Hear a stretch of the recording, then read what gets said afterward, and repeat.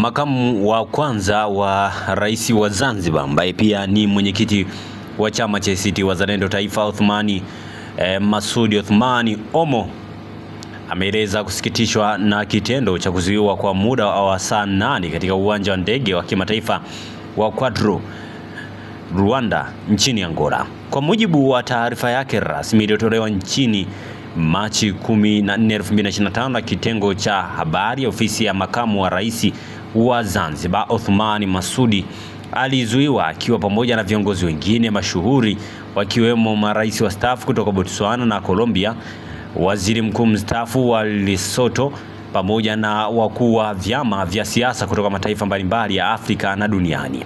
Tukio hilo ambalo limetajwa kuwa aibu kwa diplomasia ya Afrika lilitokea licha ya uwepo wa balozi wa Tanzania nchini Zambia, Luteni Jenerali Mateo Edward Mkingule ambaye pia anawakilisha Tanzania nchini Angola.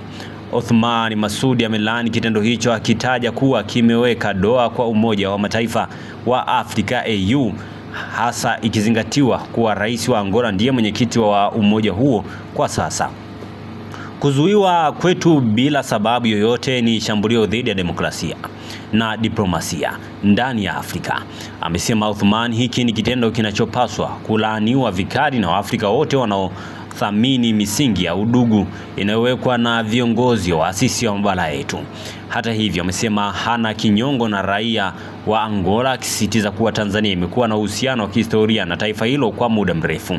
Kutokana na tukio hilo, Othmani Masoud amesema ameamua kutoshiriki katika mkutano wa Jukwaa la Demokrasia Afrika ambalo alialikwa kuhudhuria nchini Angola.